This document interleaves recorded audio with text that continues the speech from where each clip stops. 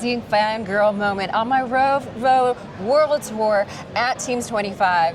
Here we go. Let's talk Rovo Agents. All about Rovo. Introduce yourselves, tell the audience what do you do in this world, and I'll try to contain my excitement. Hey, so my name's Shihab. I'm a head of product on the Rovo team. So I look after Rovo Agents, and yeah, happy to answer any questions or... I got a few. Yeah. Are you ready, guys? Are you ready? Okay. I teach the Atlassian Intelligence and Rovo courses every month, and let me tell you, you've kept me busy on updating that course because you keep releasing a bunch of stuff, and then I have to keep rewriting my course, which I'm happy to do and I will continue to do, and thank you for all the tools. I don't want to sound ungrateful, but one of the questions I always get is, what is the difference? And so you have Atlassian Intelligence, you have JSM Virtual Agents, and you have Rovo. How would you explain the difference of these three groups? Yeah, so Atlassian Intelligence has been our table stakes intelligence features that are available throughout our products. We're really excited to announce, and you would have heard earlier in the last couple of days, that we're making Rovo available to everyone. And so all of the capabilities when it comes to enterprise search, connecting with a bunch of different knowledge providers that you might have in your organization through to chat, as well as agents, available for everyone that has Jira, Confluence, Jira Service Management. So we're really excited about that. So everyone will have the intelligence capabilities, like the advanced intelligence capabilities, available on their product suite. And you mentioned Jira Service Management and the virtual agent that's available there. So the virtual service agent is really designed to help customers deal with that first level of self-service. Okay. So when a ticket comes in, whether that's through Slack or Microsoft Teams or even through the help portal, the ability to provide self-service instantly, connected through to your knowledge, connected through to intents, that's kind of what the virtual agent is designed for. And then on the other side, once a ticket does get created, say there's something really complicated, something that you can't really self-serve, once the ticket gets created, you have an army of Rovo agents to help you automatically triage that ticket to the right team, apply labels, components. You have agents that can help you respond and even suggest some workflows and steps that the agents behind the scenes can take to actually resolving that ticket. I really love that explanation because you go through kind of a workflow in your description of what Rovo and agents do. We use the term agents a lot, and that's where kind of it can get a little fuzzy with people's head because everything is an agent. And agents do a very specific thing in AI as an artificial intelligence. So what is the future? What does the future hold? Can you share any down the path? We got a lot in that keynote, but what's the vision leading it? Yeah, we're really excited about Rovo Studio. So that was one of the things that you may have heard earlier. Yeah, and so the idea is to really bring agents into your workflow.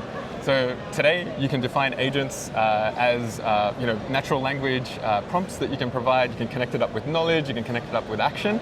But where we're seeing customers get a ton of value is building that into their process. So connecting up agents into automation and making that available like every time a ticket gets created, or at 9 a.m. on Monday, generate a report for the last week of what's been happening in my organization. Those are the sorts of things where bringing agents into your day-to-day process automatically is bringing a ton of value. I love that. One of the other questions, I'm just going to pattern you with questions that everybody always asks me. So security is always a big concern, right? And I always tell them the canned answer, like, yes, we're ISO certified, we have SOAK and all of those. But I want to take it a little different angle. So the question I get is, but how? We've just released Rovo into the world. It now has this greater connectivity. How do we ensure that it's not going to leak that knowledge? What is the relationship with the teamwork graph and all of these connections versus the LLM? Yeah, so that's a good point that you make. And it's a question that I've had even from customers on the booth earlier today. So Rovo only connects to the knowledge sources that you have access to. So whether you define an agent or whether you're chatting or doing a search, if you don't have access to that underlying content, Rovo will not show you that. So for example, if you're connecting to SharePoint, you'll only see content that you have access to see. And it maintains that same level of control that you'd expect from enterprise search. So you can be rest assured that there's no information leakage, because even if I wanted to, if I created an agent that was trying to search across everything, it will use my context to determine what I can see. And when you use the agent that I created, it will use your context, even though it's my agent. So like the context of search, the context of the graph will be all personalized. So I get the sense that user roles and permissions from the individual from that application will take into play there, right? Absolutely. So one of the other questions is, well, if it's all on just user-based access and roles and permissions, then how does it learn? Like, where does the learning come from? Where does the growth and development of the agents come from? Yeah, so I'll give you an example of one of the agents that are highly used, the service request helper. What it does is it learns from how past tickets have been resolved, and it's only learning from the tickets that you have access to see. So if you're on the IT team, you're not going to learn from HR tickets and how they were resolved. But if you're on the HR team, that might be something that you'd expect. And so based on the permission and access control of not just you, but your team that you work on, you'll be able to learn from the content that's available to your team. So I'm going to throw you an oddball question. Yeah. Can my Rovo be better than your Rovo? I don't even know what that means. So people compare. So when I do prompting, right, and I get an answer, they're like, I did that same thing that you said you did, and my answer is way different. How come yours is better than mine? Yeah. Well, because you're going to have access to different knowledge, different personalization, different content on the graph that's available to you, you're definitely going to get knowledge and answers that are relevant to you based on what you can see. But in terms of the prompting and the structure, the idea is you create a prompt or instructions for your agent that's general enough that can handle the knowledge sources that you provide. So for example, if you're creating a self-service bot for, say, HR or onboarding, that's a very common one that we see. Yes. You can give it access to onboarding articles, and anyone that's in your company might have access to those same knowledge articles. But if you have some articles that are only for onboarding new managers, and that's only restricted to managers, that won't be content that onboarding agent will see.